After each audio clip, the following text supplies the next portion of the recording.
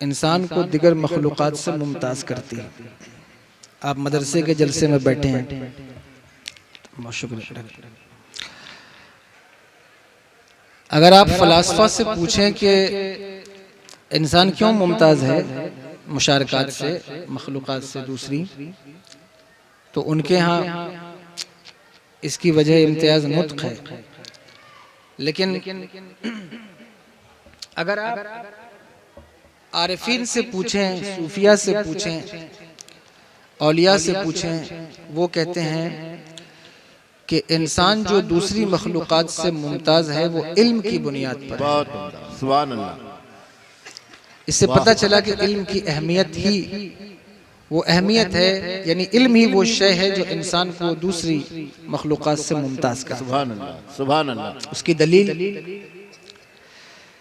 कि जब हज़रत आदम अलैहिस्सलाम का मुजस्समा तैयार हुआ, तवज्जो है आपकी या नहीं, तो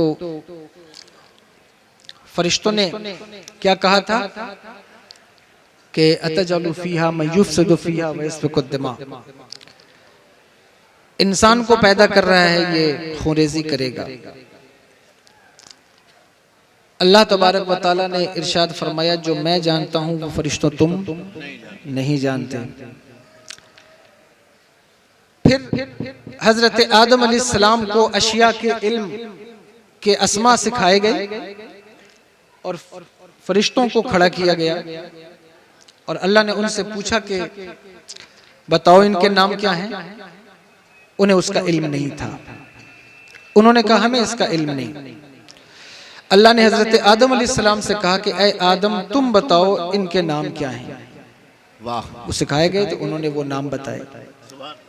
जब नाम बताए तो अल्लाह तबारक व तआला ने फरिश्तों से कहा कि तुम इसे सजदा करो। अब आप इससे समझिए, अगर आप गौर कर रहे हो, रात के 1-2 बजे भी आपकी तवज्जो हाजिर हो, अच्छी बात कभी भी कही जाए वो इंसान उसको समझ लेता है।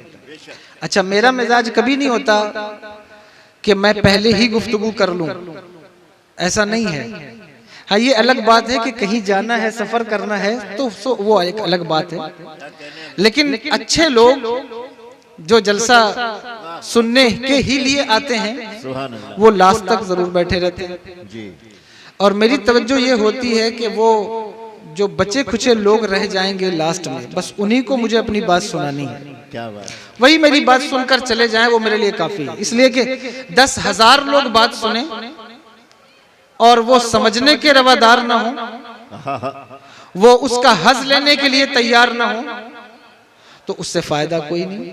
लेकिन 2-4 लोग हों जो बात को समझना चाहते हों, जो वाकई इल्म हासिल करने बैठे हों, उसे बोलने वाले को भी एक हौसला मिल जाता है। क्या शफकत है हुजूर की, वाह वाह। और शुरुआत में कुछ दिक्कत आप महसूस करेंगे कि हो सकता है बात समझने में कोई दुश्वारी आए, लेकिन दो आलम से करती है बेगाना दिल को, अजब चीज है लज्जत आशनाई। इसलिए तवज्जो रखिए, इल्म की बुनियाद पर ही हजरत आदम अलैहिस्सलाम को फरिश्तों से सजदा करवाया गया। इंसान तो इंसान है, जानवर भी अगर कुछ सीख जाए तो उसका मकाम बुलंद हो जाता है। यहां उलमा बैठे हैं, आप पूछिए, आम कुत्ता शिकार करे, उसके शिकार का हुक्म अलग है, लेकिन सिखाया हुआ कुत्ता उसके शिकार का हुक्म अलग है। क्यों? इसलिए कि वो सीख गया है। पता चला जो सीख जाता है वो मुमताज हो जाता है, वो एक इम्तियाज हासिल कर ले जाता है। आप हैरान होंगे, कुरान पाक में एक सूरह है, जो मेरी माँ बहनें बैठी वो भी तवज्जो से सुने। कुरान पाक में एक सूरह है, उसका नाम है सूरह नम्ल। कुरान पढ़ते हैं आप या नहीं पढ़ते? पढ़ते हैं। आप ना भी पढ़ते होंगे तो जो मेरी माँ बहनें बैठी हैं वो जरूर कुरान पढ़ती होंगी। अब रमजान शरीफ सामने है, एक बात आ गई ज़मीनन ये अर्ज कर दूं, सही कुरान पढ़ने का तरीका सीख लीजिए। कुरान को सही पढ़ना सीखिए, ये बहुत जरूरी है। मैंने एक हदीस पाक में पढ़ा है कि कुछ ऐसे कुरान पढ़ने वाले हैं कि जब वो कुरान पढ़ते हैं कुरान खुद उनके ऊपर लानत करता है। इसलिए कुरान को सही पढ़ना सीखिए। आप एक मदरसे के आसपास रहते हैं या इलाके से आए हैं दूर से, मदरसे का सबसे बड़ा फैजान ये होगा कि अगर आप किसी आलिम को, किसी कारी को हायर कर लें, उसके लिए 10-20 हजार आप अलग से पेमेंट करना चाहें करके अपने खानदान वालों को, घर वालों को और आप भी कुरान सही पढ़ना सीख जाएं, सही कुरान पढ़ना सीख जाएं। और मेरी बहनों, मैं तुमसे भी कहता हूं, रमजान आता है ना तो कुरान पढ़ने की रेस लगती है कि मैंने 2 खत्म किया, तुमने 3 किया है, 4 किया है। मैं आपको कोई शर्मिंदगी के लिए ये बात नहीं कह रहा हूं, काबिल मुबारकबाद है आप कि आप रमजान में कुरान पढ़ने का एक दूसरे से कंपटीशन करती हैं, ये अच्छी बात है। लेकिन खुदा की कसम, इस साल रमजान में ये इरादा करो कि 10 खत्म कुरान करें या ना करें, लेकिन एक कुरान खत्म तजवीद के साथ करेंगे, वो 10 खत्म कुरान पर भारी पड़ जाएगा। इसलिए ये तरीका सीख लें। अगर आप मदरसे नहीं जा सकती, कोई आलिमा आप क्या नहीं है, तो आप ऑनलाइन क्लासेस ज्वाइन कर सकती हैं। कुरान पढ़ाने वालियां मौजूद हैं जो कुरान पढ़ा रही हैं, तजवीद पढ़ा रही हैं, आप कुरान पढ़ना सीख सकती हैं। जो बूढ़े हैं 50 साल 60 साल के, वो कुरान पढ़ना सीख सकते हैं। मैं अक्सर तकरीर में कहता हूं कि मैं अपने बुजुर्गों को देखता हूं जिनकी दाढ़ियां सफेद हो गई, बुरा ना माने, वो धीरे धीरे, जिन्होंने कभी स्कूल का मुंह नहीं देखा, जो कभी कॉलेज नहीं गए, कभी मदरसे नहीं गए, मैं देखता हूं कि जिनको कभी काका गागा लिखने नहीं आता, वो भी व्हाट्सएप पर मैसेज करते हैं। बड़े बड़े मोबाइल उनके हाथ में हैं। मैंने उनसे पूछा किसी से कि चचा आप कभी स्कूल नहीं गए, आप कभी मदरसे नहीं गए, आप कभी कॉलेज नहीं गए, फिर आपने ये व्हाट्सएप चलाना कैसे सीख लिया है? आपने ये सोशल मीडिया इस्तेमाल करना कैसे सीख लिया है? ये मोबाइल का इस्तेमाल कैसे करते हो? कहा क्या करें हजरत, बच्चा दुबई रहता है, बच्चा यूके रहता है, अगर मोबाइल चलाना नहीं सीखेंगे तो वीडियो कॉल पर बात कैसे करेंगे? मोबाइल चलाना नहीं सीखेंगे, उसे मैसेजेस कैसे करेंगे, डिमांड कैसे करेंगे? मैंने कहा बच्चे की मोहब्बत ने मोबाइल चलाना सिखा दिया, रब की मोहब्बत ने कुरान पढ़ना क्यों नहीं सिखाया? अगर खुदा से मोहब्बत होती तो कुरान पढ़ना भी 50 साल की उम्र में सीख चुके होते। इसलिए कुरान पढ़ना सीखो। इससे काम नहीं चलेगा कि आप कहें कि हम साहब 50 साल के हो गए थे तो हम कैसे कुरान पढ़ना सीखते, हम 60 साल के हो गए थे हम कैसे सीखते। 50, 60, 70 साल ये माना नहीं रखता, ये कोई मैटर नहीं है। अल्लाह अकबर कबीरा, नमाज पढ़ते दिन रात नमाजें, शबे बारात है 2 दिन बाद, आप देखेंगे रात भर पूरी कौम के बूढ़े मस्जिद में नजर आएंगे, रात के दूसरे पहर कब्रिस्तान में नजर आएंगे। लेकिन मैं आपसे कहता हूं जो मेरे चचा की उम्र के हैं, जो बड़े हैं, बुजुर्ग हैं, अल्लाह अकबर कबीरा, अल्लाह की नेमतें खा खा कर दांत टूट गए हैं, दाढ़ियां सफेद हो गई हैं। अगर अब भी तुमने इल्म की तरफ पेश कदमी नहीं की तो याद रखना कि अल्लाह तुमसे सवाल जरूर करेगा, ये पूछेगा जरूर कि ए मेरे बंदे, मैंने तुझे कुरान दिया था, कुरान पढ़ना नहीं सीख सका, कुरान पढ़ना नहीं सीख सका। आप जानते हैं जिसकी जिंदगी के 2-4 दिन बचे हो, पता चल जाए, कोई डॉक्टर बता दे, हालांकि जिंदगी मौत देने वाला तो अल्लाह तबारक व तआला है, लेकिन एक जाहिरी असबाब को देखते हुए डॉक्टर कह दे कि तुम्हारी जिंदगी के 2 महीने बाकी हैं, 4 महीने बाकी हैं। पूछो उलमा से कि अफजलुल इबादत, सबसे अच्छी इबादत क्या होगी, सबसे अच्छा तरीका क्या होगा? हज करने जाएगा, उम्रा करने जाएगा, कौन सा अमल करेगा जो उस 2-4 महीने में सबसे बेहतरीन हो? उलमा से पूछो, वो तुम्हें बताएंगे। अगर किसी को अपनी मौत का पता चल जाए, सबसे बेहतरीन इबादत यह है इल्म सीखना शुरू कर दे। इल्म सीखते सीखते कब्र में उतरेगा, अल्लाह उस पर जो बरकतें अता फरमाएगा वो किसी दूसरी इबादत पर नहीं आता। इसे इल्म सीखना शुरू कर दो, कुरान पढ़ना शुरू कर दो, कुरान सीखना शुरू कर दो। और अगर आप कुरान से मोहब्बत करने लगे तो खुदा की कसम ये वो अमल है जो दुनिया में भी आपको सुरखरू करेगा, कब्र में भी कामयाब और आखिरत में भी कामयाब करेगा। इसलिए इल्म, आप कुरान की तरफ आइए। ये बात ज़िम्मन आ गई है, मैंने इसलिए आपसे पूछा कि आप कुरान पढ़ते हैं या नहीं पढ़ते। कुरान पढ़ने वाले पढ़ते हैं और बहुत से ऐसे हैं जो सही नहीं पढ़ते। जो सही पढ़ते हैं फिर वो समझते नहीं, उनको समझने की तौफीक नहीं है कि वो समझने बैठ जाएं। देखिए ये आखिरी, आप इधर देखें, मेरी तरफ तवज्जो रखें। रमजान शरीफ का महीना करीब है। जिस तरह आप तरावी सुनते हैं उस तरह आप किसी आलिम को हायर करके 10 दिन का दर्से कुरान कर लें, 15 दिन का दर्से कुरान कर लें। अगर आपने ये काम किया, आपके 10 साल के जलसों पर 25 दिन का दर्से कुरान भारी पड़ जाएगा। आपने सारी जिंदगी जलसे सुनोगे, मुझे नहीं पता कितने सुने, लेकिन अब तो कंडीशन यह है कि आपको मजलिसों की बरकत भी कमा हक़्क़ू नहीं मिल रही है। उसकी वजह यह है कि आप शायद उस अकीदत, उस मोहब्बत या उस कॉन्सेप्ट के साथ जलसे में नहीं आ रहे हैं। हर जलसा करने वाले को भी चाहिए, जलसे में आने वालों को भी चाहिए, वो अपनी नीयत का इस्तेहजार करे कि जलसे में आया क्यों है और फिर जलसे में बैठा क्यों है, जलसा कराया क्यों है। जो कमेटी वाले होते हैं, ये तो मदरसे का जलसा है, यहाँ सब उलमा मौजूद हैं, लेकिन आपसे कहता हूँ जब भी जलसा कराओ पहले नीयत का इस्तेहजार करो, जलसा क्यों किया जा रहा है। लोगों की नीयतें बदल गई हैं, यही वजह है।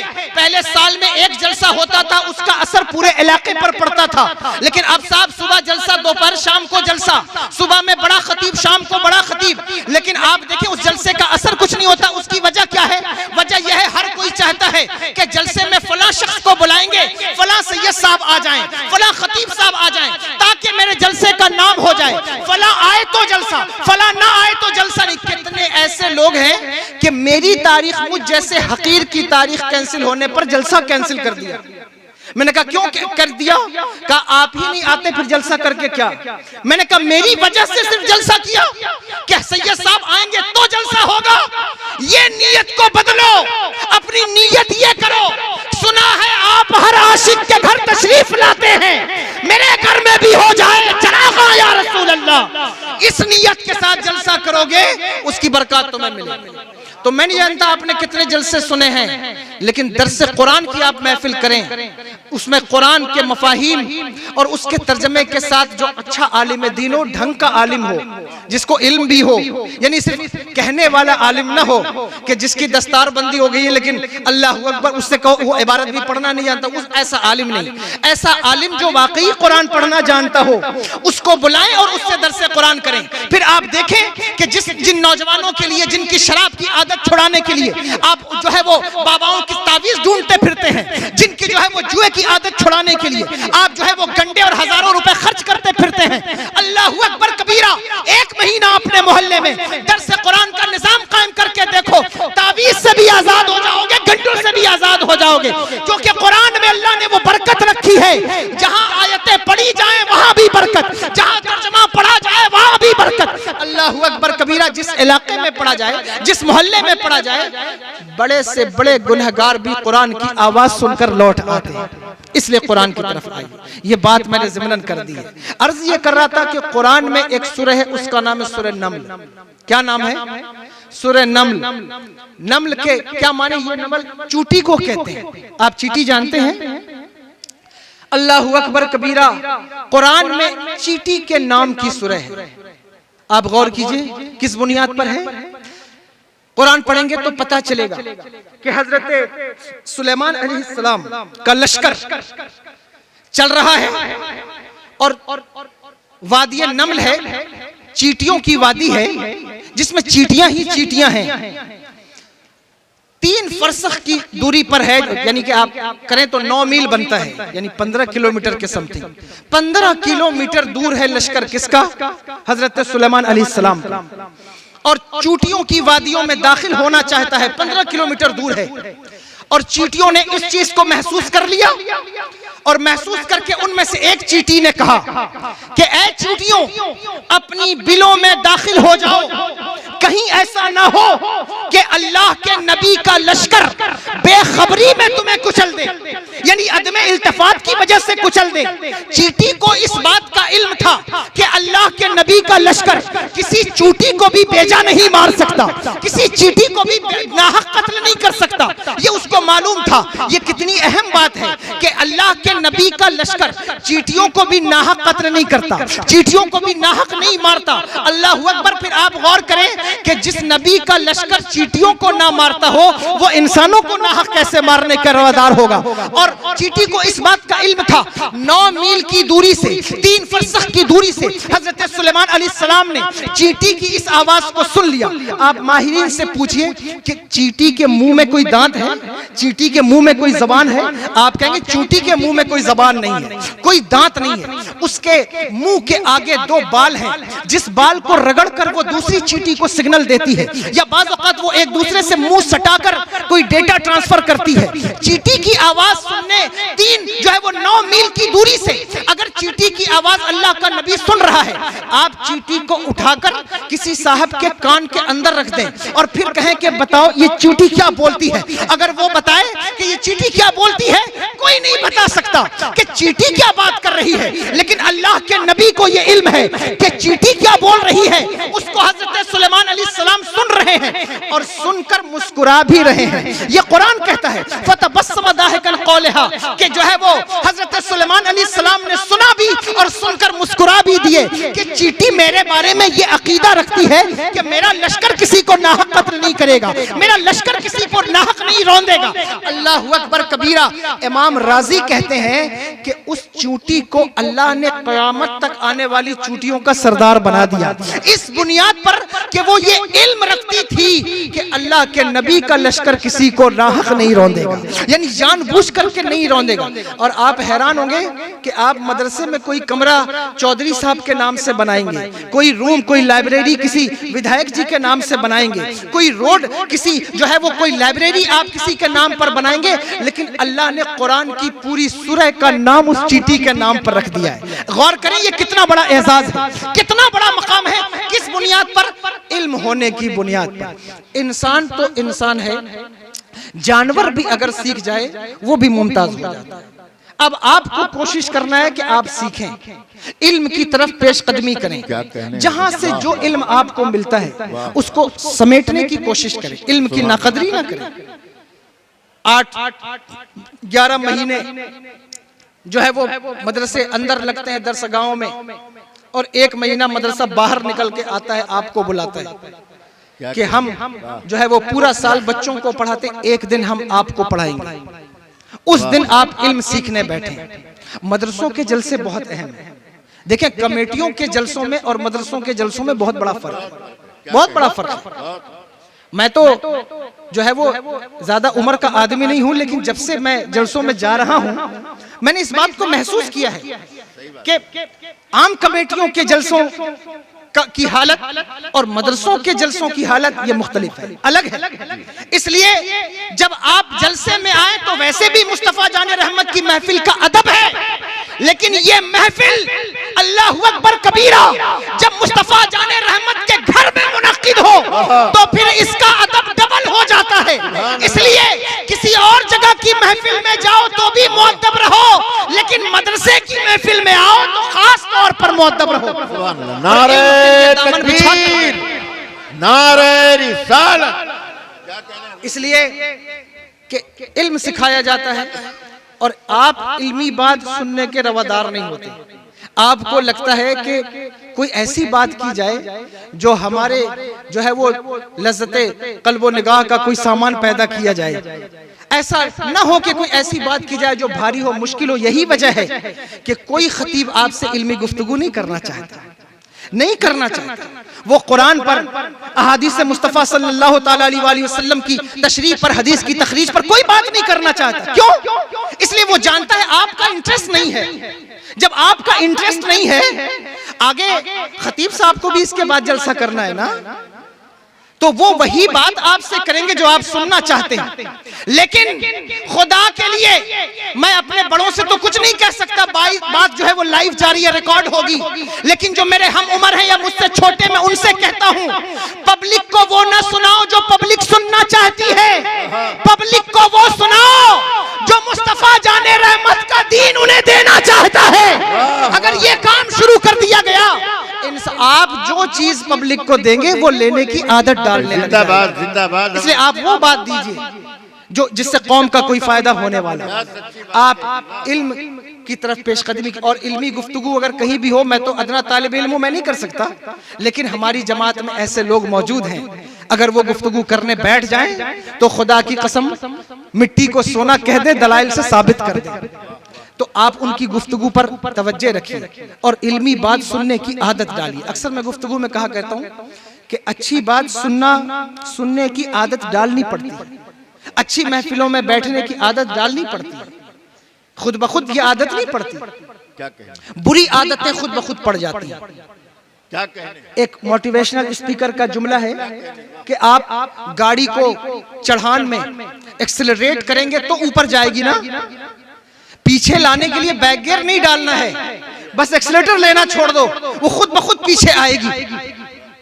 समझ रहे हैं आप देखें इसी तरह दुनिया में आलिम बनने के लिए जो है वो मदरसे हैं, कॉलेज है, यूनिवर्सिटियां हैं, वहां जाना पड़ेगा।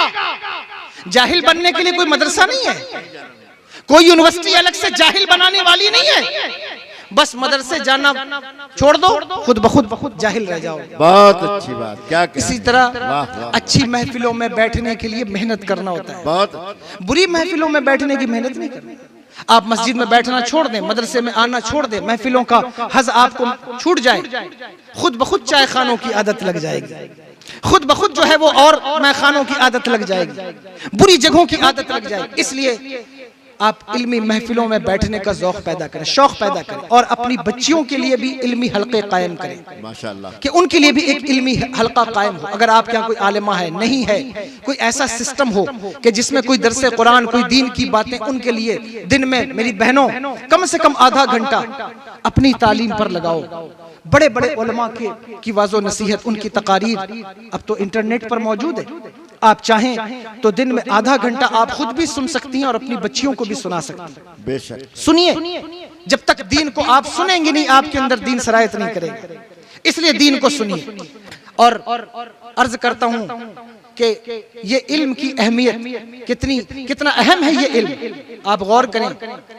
मेरे आका सरवर दो आलम सल्लल्लाहु ताला अलैहि वसल्लम ने जब ऐलान नबूवत फरमाया, खत्म कर दूं, नहीं सुन रहे?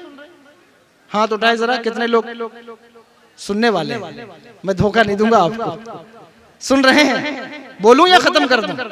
मैं इस मिजाज का आदमी हूं कि लोग तनाफुर का शिकार ना हो, उससे पहले मैं अपनी गुफ्तगू खत्म कर देता हूं। और बुजुर्गों ने कहा भी यही है, ऐसा ना हो कि लोग मुतनफिर हो जाएं और हमारी गुफ्तगू जारी रहे, लोगों में ज़ौक़ बाकी हो और प्रोग्राम खत्म हो जाए। हमारे प्रोग्राम इस नवीयत के होने चाहिए, इस तरीके के होने चाहिए, लोगों में सुनने का ज़ौक़ बाकी हो, प्रोग्राम खत्म हो जाए। ये ना हो कि प्रोग्राम चल रहा है और लोगों का ज़ौक़ खत्म हो जाए। खैर, हुजूर ने जब ऐलान नबूवत फरमाया तो अरब की सरजमीन पर एक दो खराबियां नहीं थी। शराब की खराबी अलग थी, जुए की खराबी अलग थी, सूद की खराबी अलग, ज़िना की खराबी अलग।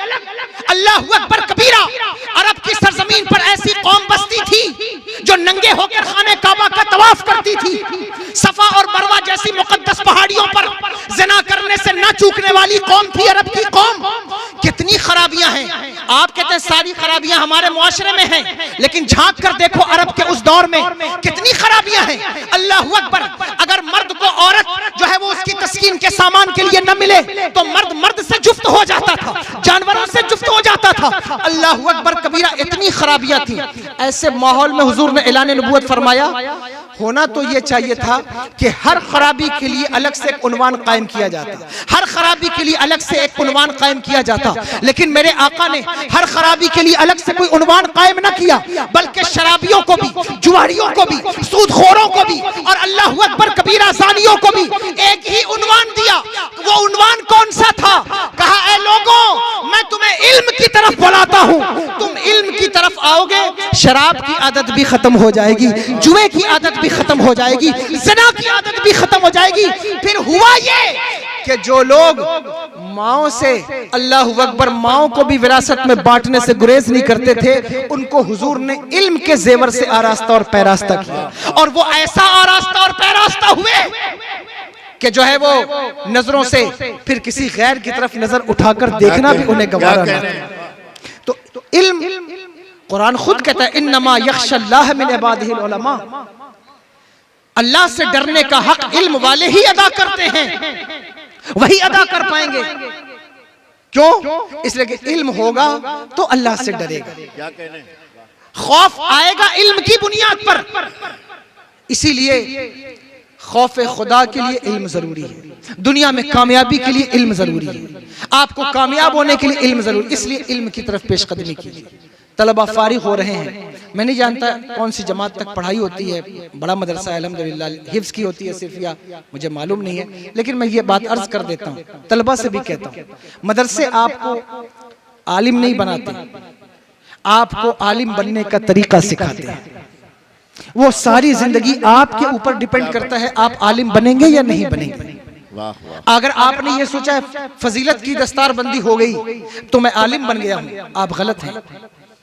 आप सोचते मैं हाफिज बन गया हूं, अब मुझे आगे पढ़ने की जरूरत नहीं, आप गलत हैं। मदरसे ने आपको इल्म की शाहराह पे डाल दिया है, मदरसे ने आपको इल्म के हाईवे पे लगा दिया है।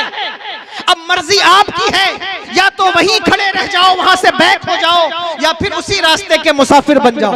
अल्लाहु अकबर। इसलिए तलबा से बिलखुसूस कहता हूं, पढ़ना ना बंद करें, पढ़ना ना छोड़ें, सारी जिंदगी पढ़ते रहें। इसलिए अल्लाह ने आपको जो जहन अता फरमाया है, पूरी दुनिया में किसी कौम के बच्चों को वो जहन नहीं आता। सुभान अल्लाह, जो जहन मदरसे के तलबा को दिया गया, सुभान अल्लाह, वो दुनिया की किसी कौम के बच्चों को नहीं दिया गया।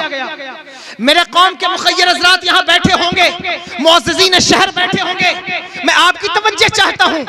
याद रखिए, IIT करने वाला बच्चा, ITI करने वाला बच्चा, जो है वो नीट की तैयारी करने वाला बच्चा, IAS की तैयारी करने वाला, IPS की तैयारी करने वाला, खुदा की कसम किसी के पास उतना जहन नहीं है जो मदरसे के बच्चों के पास जहन है। आप कहे वो कैसे? वो ऐसे कि अल्लाह की किताब जो इन्होंने याद कर ली है, आप इसे आसान समझते हैं?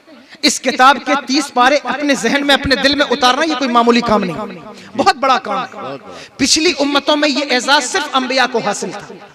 पिछली उम्मतों की किताबें कोई नहीं याद कर सकता था, सिर्फ अंबिया को याद होती थी। लेकिन इस उम्मत का ये खासा है, इस उम्मत का ये एजाज है, मुस्तफा जाने रहमत के सदके 7 साल का बच्चा है, 8 साल का बच्चा है, 9 साल का बच्चा है, आप उससे पूछिए कुरान की एक एक आयत, एक एक हर्फ उसके सीने में मोजज़न हो गई है। जहां से आप पूछे वहां से वो तिलावत करके बताता है। कितनी बड़ी बात। उसमें मुतशाबिहात भी हैं, 30 पारे हैं, सूरे हैं, आयतें हैं। आप पूछे, वो सवाल करे, वो जवाब देता नजर आता। ये जहन अल्लाह ने इस कौम को अता फरमाया, किसी कौम को नहीं। आप देखिए, हर शोबे का आदमी 60 साल के बाद लोगों का एतबार उससे हटने लगता है। आप एडवोकेट्स के पास जाएं जिन्होंने LLB किया हुआ है, या बहुत माहिर हैं, सुप्रीम कोर्ट का वकील है, हाई कोर्ट का वकील है, तवज्जो है, सुन रहे हैं या नहीं सुन रहे? आप उसके पास जाएं, लेकिन 60 साल के बाद, 70 साल के बाद, 80 साल के बाद, एक बहुत बड़े वकील है हिंदुस्तान के, मैं नाम नहीं लूंगा इस वक्त, बहुत नामी गरामी वकील हैं, उनके सामने एक केस आया, लोगों ने उनका तजर्बा देखते हुए उनको दे दिया, लेकिन उम्र के तकाजे की वजह से वो केस में एक बहुत बड़ी गलती कर बैठे, जिसकी वजह से वो केस हार गए। बहुत बड़े कैपिटलिस्ट थे जिनका केस था, उन्होंने बाकायदा मैगजीन में लिखा कि कभी भी जो है वो सिर्फ उम्र देख करके, तजर्बा देख करके किसी पर एतबार नहीं करना चाहिए।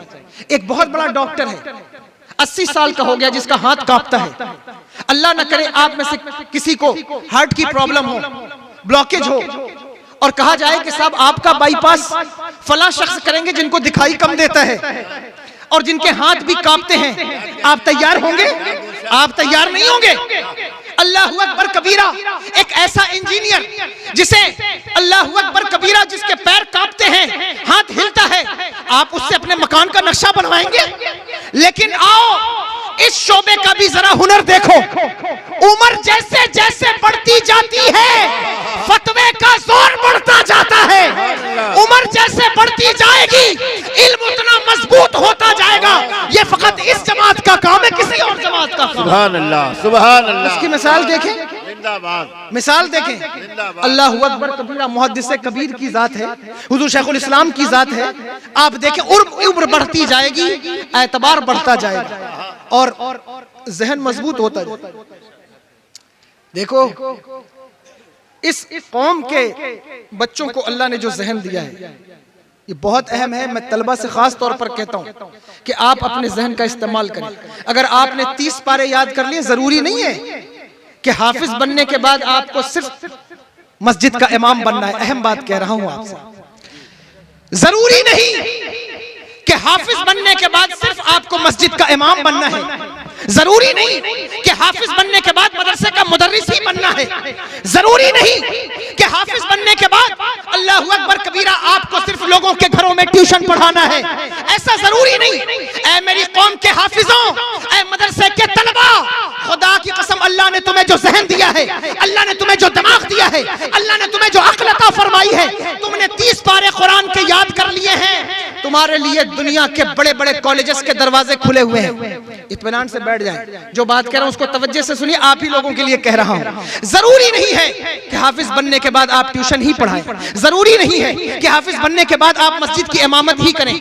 दुनिया के बड़े बड़े इंस्टीट्यूट, कॉलेजेस के दरवाजे आपके लिए खुले हुए हैं। अगर आप अच्छे हाफिज बन गए हैं तो आपको चाहिए कि आप LLB की तरफ ट्राई करें। आपको चाहिए कि अल्लाहु अकबर आप IAS IPS की तरफ ट्राई करें। अगर आप अच्छे हाफिज बन गए हैं तो खुदा के लिए अपने आप को महदूद मत समझिए। आप जो है वो किसी एहसास से कमतरी का शिकार मत हो जाइए, बल्कि आइए असरी उलूम की तरफ कदम बढ़ाइए। असरी उलूम की तरफ कदम बढ़ाइए, क्योंकि अल्लाह ने आपको जो जहन दिया है वो किसी और को नहीं दिया है। अल्लाह ने आपको जो सलाहियत दी है वो किसी और को नहीं दी। हमारी तारीख गवाह है, हमारे उलमा मस्जिदों के इमाम भी थे और कोर्ट के जज भी थे।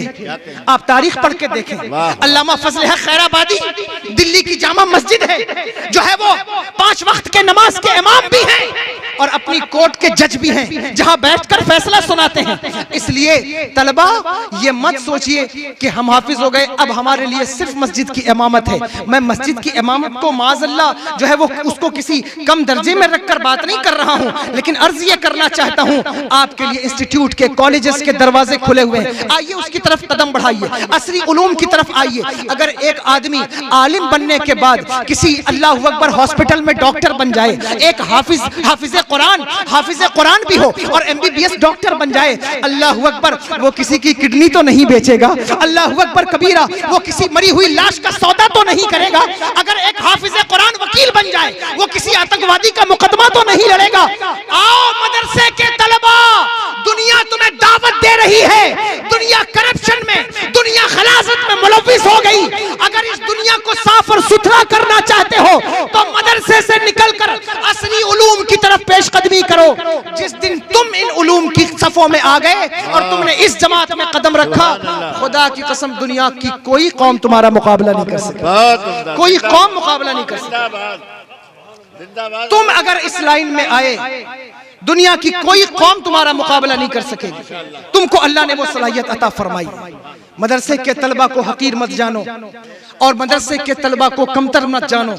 खुदा की कसम उम्मत पर जब जब मुसीबत का वक्त आया है, किसी कॉलेज के बच्चे ने लोगों को सहारा नहीं दिया, मदरसे के बच्चों ने सहारा दिया। जब जब मुसीबत का वक्त आया उम्मत पर, आज मैं हैरान होता हूं।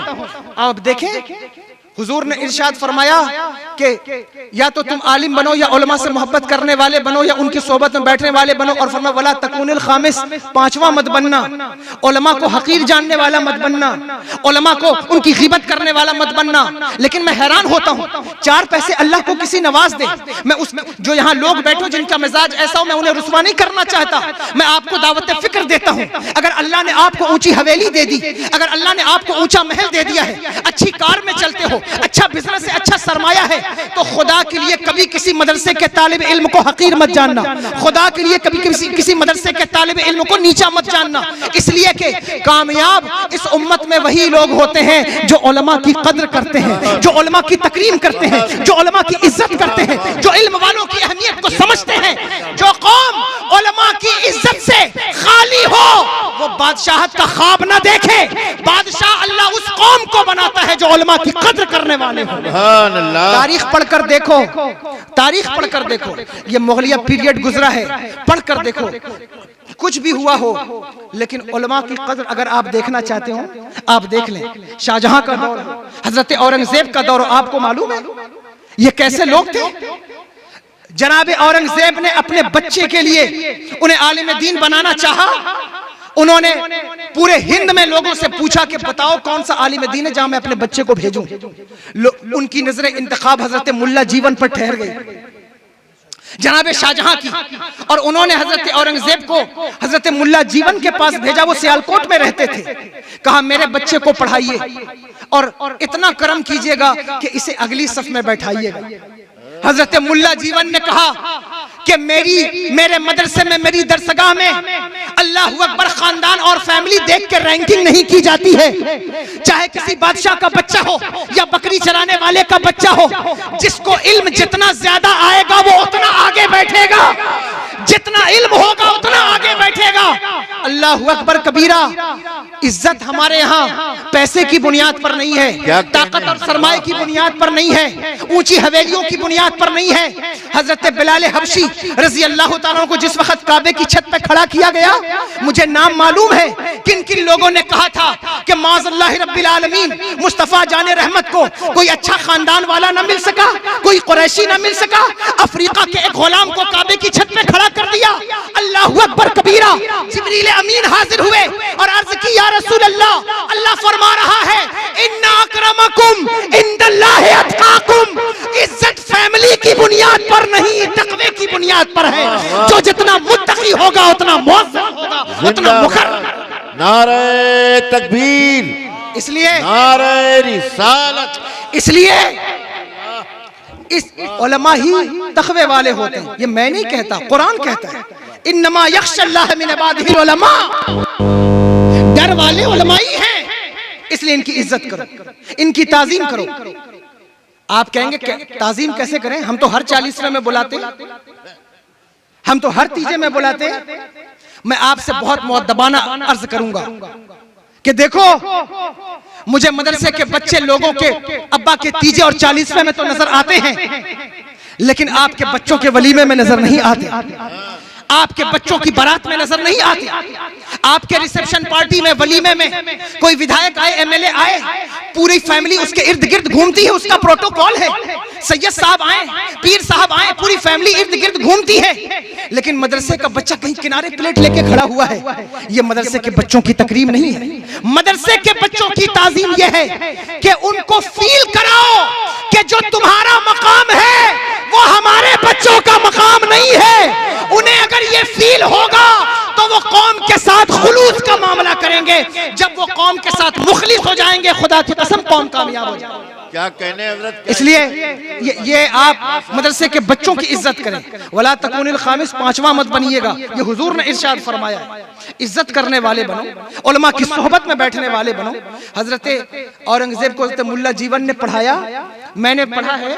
एक दिन उन्होंने मारा किसी बात पर या नमाज के छूटने पर, मारना कहीं और चाहते थे, लग कहीं और गई और नाक से खून बहने लगा। जनाबे शाहजहां का बेटा है, हिंदुस्तान के बादशाह का बेटा है, खून बहता हुआ कपड़े को सुर्ख कर गया। जो साथ में आपके खादिम थे वो परेशान हुए कि बादशाह को पता चलेगा हमारी खैर नहीं। उन्होंने कपड़ा लपेटा, खत लिखा कि हजरत मुल्ला जीवन ने मारा है आपके बेटे को, नमाज के लिए मारा है, लेकिन जानबूझकर उतना नहीं मारा, मारना कहीं और चाहते थे, कहीं और लग गई है और अब वो खून बह गया है जिसकी वजह से ये कपड़ा खूनालूद हो गया है। जब ये खत और कपड़ा दिल्ली में महल में पहुंचा, अल्लाह अकबर कबीरा, औरतों में कोहराम मच गया। वो औरतें जिन्होंने, शाही औरतें जिन्होंने कभी मच्छर और मक्खी का भी खून नहीं देखा था, वो अपने बच्चे का खून देखकर तड़प गई। लेकिन अल्लाह अकबर कबीरा, उलमा की कदर कैसे की जाती है जनाबे शाहजहां से पूछो। हो सकता है आपने तारीख पढ़ी हो, लेकिन आप कभी हमसे भी सुने कि शाहजहां किसका नाम है, हम आपको बताएंगे। हमसे भी सुने कि औरंगजेब किसका नाम है, हम आपको बताएंगे। बहरहाल अल्लाह अकबर कबीरा, जनाबे शाहजहां को जब ये खत मिला तो उन्होंने एक खत लिखा, 40 गांव की जागीरदारी और 40 ऊंट पर लाद कर तोहफा और तहफ हजरत मुल्ला जीवन के पास भेजे। तवज्जो है, आज आपके बच्चे को मदरसे में कोई मार दे तो मर्द बाद में आएंगे, माँ बहनें पहले खड़ी हो जाएंगी कि आपने मेरे बच्चे को मारा है, आपने मेरे बच्चे पर हाथ क्यों उठा दिया, आपने मेरे बच्चे से वुजू का पानी क्यों मंगा लिया, आपने मेरे बच्चे से कपड़ा क्यों धुलवा लिया। अल्लाहु अकबर कबीरा। मेरी माँ बहनों और भाइयों, ये बात याद रखना, ये इल्म कोई मामूली इल्म नहीं है जो सिर्फ किताबों के पढ़ने से आ जाए। खुदा की कसम, ये इल्म वो इल्म है जो किताबों के पढ़ने से कम आता है, बुजुर्गों की नजरों से ज्यादा आता है। जब तक ये बच्चे अपने असातिज़ा की खिदमत करना नहीं सीखते, इन्हें इल्म तो मिल सकता है, फैजान इल्म नहीं मिल सकता। इसलिए समझो कि ये कैसा तरीका कार है जो मदरसे में चलाया जाता है। खुद से नहीं चलकर ये तर्ज सुखन आया है, पांव उस्तादों के दबाए हैं तो फन आया है।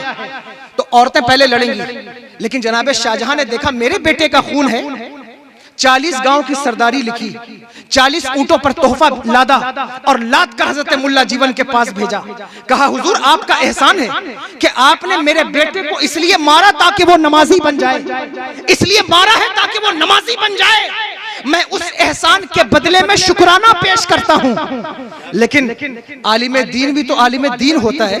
हजरत मुल्ला जीवन ने वो तोहफे और वो जागीरदारी वापस की और वापस करके कहा, ऐ शाहजहां, मैंने तेरे बेटे को जागीरदारी के लिए नहीं मारा, अल्लाह और उसके रसूल के दीन की खिदमत के लिए मारा है। अगर ये नमाजी बन के बादशाह बनेगा तो अदल इंसाफ कायम करेगा, इसलिए मारा है। इसकी जजा हम तुझसे नहीं चाहते मेरा अल्लाह, इसकी जजा मुझे मैदान महशर में अता फरमा। इसलिए तलबा की अहमियत, इज्जत कीजिए, इल्म वालों की इज्जत कीजिए। और तलबा से कहता हूं, मेरे भाइयों, अपनी पढ़ाई पे फुल स्टॉप मत लगाओ कि हाफिज हो गए अब कुछ करने की जरूरत नहीं। दरवाजे खुले हैं, आओ असरी उलूम की तरफ। तुम्हें चाहिए कि तुम कोशिश करो, अच्छे अच्छे इंस्टीट्यूट हैं, अगर आप इंग्लिश स्पीकिंग कोर्स भी करना चाहें आप वहां कर सकते हैं। अल्लाहु अकबर कबीरा।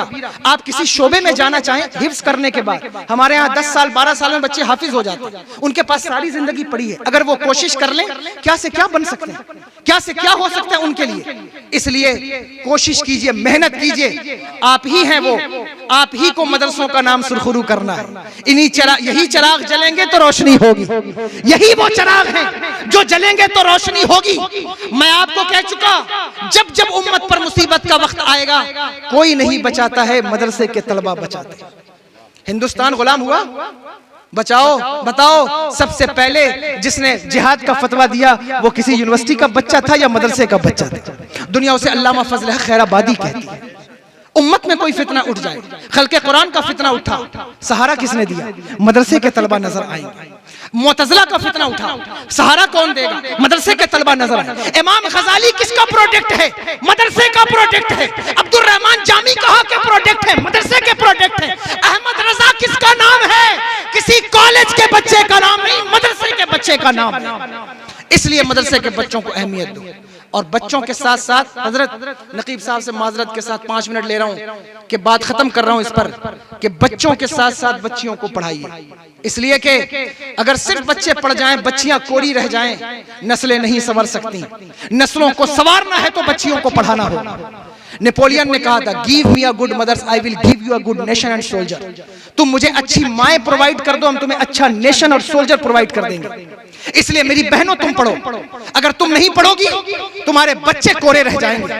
आज देखती हैं कि कौम में नचनिए गवैये तो पैदा हो रहे हैं और मुझे हैरानी होती है कि आप देखेंगे मुझ जैसे कम इल्म खतीब और शोरा की तादाद बढ़ रही है। हमें एहतराफ है इस बात का, लेकिन जमाना गुजर गया, शहर में कोई मुहद्दिस आजम नहीं पैदा होता, कोई मुफस्सिर आजम नहीं पैदा होता। क्यों?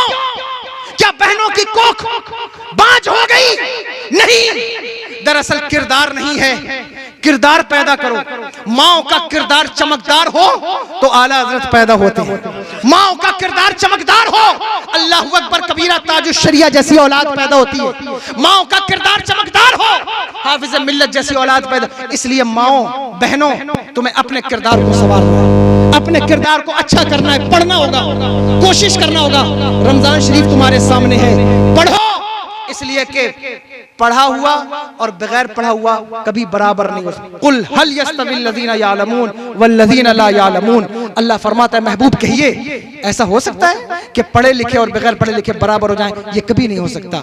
और भी बात इस वक्त आप चूंकि इतनी तवज्जो से सुन रहे हैं, आमतौर पर लोग जो है वो रात के इस वक्त 3 बजने को हैं, लेकिन आप जो है वो हमतन गोश हैं और सुन रहे हैं, लेकिन मुझे ख्याल है वक्त का, इसलिए मैं बात को ख़त्म कर रहा हूँ। अल्लाह से दुआ है अल्लाह तबारक व तआला इस मदरसे में बरकत अता फरमाए, तलबा को बरकतें अता फरमाए। अस्तगफिरुल्लाह रब्बी मिन कुल्लि ज़म्बिन व अतूबु इलैह, अशहदु अल्ला इलाहा इल्लल्लाह व अशहदु अन्ना मुहम्मदन अब्दुहु व रसूलुहु। आप तो सुन रहे थे बड़े शौक से, हम ही सो गए दास्तां कहते कहते।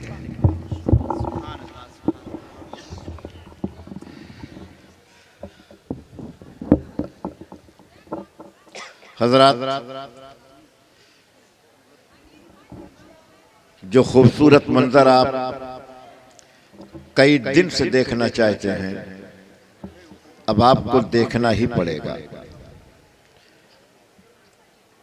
मैंने इससे पहले अर्ज किया था,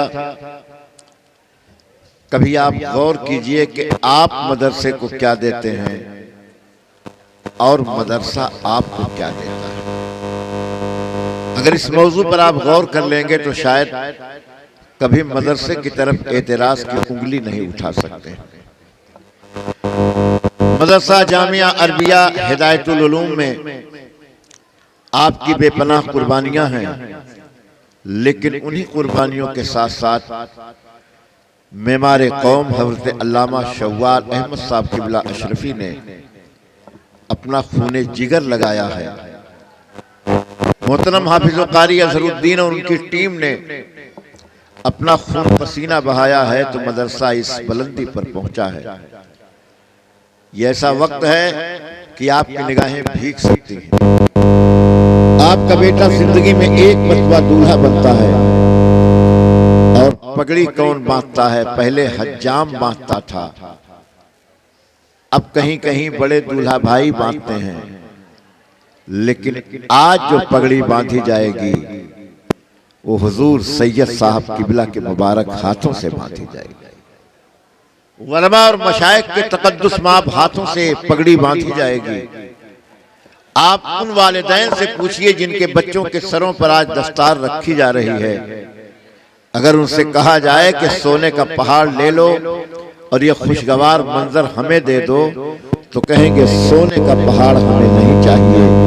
ये खुशगवार मंजर जो दिखाई दे रहा है कि मेरे बेटे ने कुरान याद किया है, आज उसके सर पर दस्तार बांधी जा रही है। मैं मुबारकबाद देता हूं, साथ ही साथ जिनके बच्चों की दस्तार है उनसे एक गुजारिश भी करता हूं कि आपका हक बनता है कि आप दिल खोल कर इस खुशी के मौके पर मदरसे का ताउन भी करें, इसलिए कि मदरसे ने आपको ऐसी कीमती दौलत दे दी है कि जिसको कभी कभी तौला नहीं जा सकता। तो कम से कम आप इस मदरसे के फरोग के लिए अपने दिल का दरवाजा खोल दें। अब ये खूबसूरत मंजर आप मुलाहिजा फरमाएंगे, इस इदारे के सरपरस्त हज़रत अल्लामा मौलाना मोहम्मद शव्वाल अशरफी साहब क़िबला से मैं बड़े अदब से गुजारिश करूंगा कि इस लिस्ट में क्या है वो पढ़ेंगे और बच्चों के सरों पर दस्तार बांधी जाएगी और दुआ करेंगे कि मौला इस साल 9 बच्चों के सरों पे दस्तार बांधी जा रही है, अगले साल कम से कम 15 बच्चों के सरों पर दस्तार बांधी जाए। हजरात, हमारे जितने भी मेहमान तशरीफ़ लाए हैं, अगर किसी को हम लोगों की जानिब से कोई तकलीफ़ पहुंची हो या मेहमान नवाजी में कोई कमी रह गई हो, तो हम तमामी मुदर्रिसीन और अरकान कमेटी आप तमामी हजरात से माफ़ी चाहते हैं। उम्मीद करते हैं कि आप दरगुजर फरमाएंगे। 9 हुफ़ाज़े कराम की दस्तारबंदी है, जिसमें सदर जनाब हाजी रियाज अहमद साहब की तरफ से तमाम हुफ़ाज़ को एक एक अदद तजवीद वाली कुरान पाक पेश की गई है और जनाब मरहूम बिस्मिल्लाह साहब कुनकुन के साहबजादे मोहम्मद अनवर साहब की तरफ से तमाम हुफ़ाज़ के लिए साफ़ा पेश किया गया है और मदरसा जामिया अरबिया हिदायतुल उलूम की जानिब से तमाम हुफ़ाज़ को एक एक अदद कानून शरीयत पेश की गई है। हुफ़ाज़ से गुजारिश है कि जब जाने लगेंगे तो ऑफिस में से ले लेंगे, यहाँ रखना मुनासिब नहीं था। मैं नाम लेता हूँ, जिसका नाम आए वो आ जाए और हजरत के बाबरकत हाथों से अपने सर पे दस्तार रखवाए। हाफिज मोहम्मद अफसर इब्न नन्हे, अजयपुर भदोही। पीछे कर और पीछे। हाफिज अजहरुद्दीन कारी साहब, हजरत मौलाना जनाब हुसैन साहब आइए। हुजूर सैयद आदिल मियाँ साहब क़िबला, अल्लामा इल्तिजा हुसैन साहब क़िबला, हाफिज अजहरुद्दीन साहब, दीगर उलमाए किराम अपने हाथों से तलबा के सर पे दस्तार रख रहे हैं। दूसरा नाम है हाफिज मोहम्मद फैज इब्न अब्दुल्ला, अमाओ मधुपुर जौनपुर।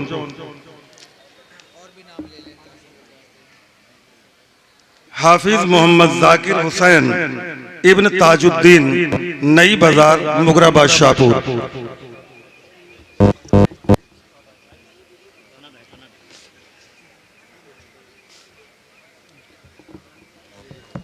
अस्सलामु अलैकुम वरहमतुल्लाहि वबरकातुहू। हाफिज मोहम्मद सैफ इब्न महबूब अली, हेमापुर, तरहटी, जौनपुर।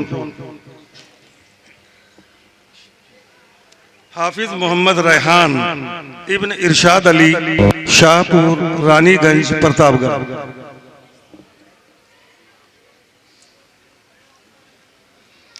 हाफिज मोहम्मद कैफ इब्न जुबैर अहमद, शाहपुर, रानीगंज, प्रतापगढ़।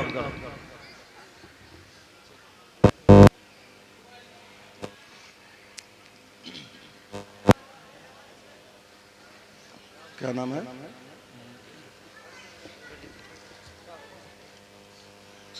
शाहरुख इब्न मोहम्मद लुकमान, बासी, आधारगंज, प्रतापगढ़।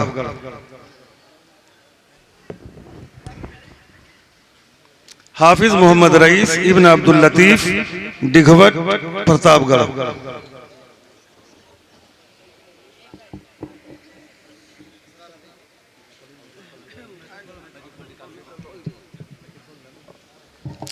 हाफिज मोहम्मद इमरान हाशमी इब्न मोहम्मद अमीन हाशमी, आमोद, जौनपुर। अस्सलामु अलैकुम वरहमतुल्लाहि व तआला बरकातुहू।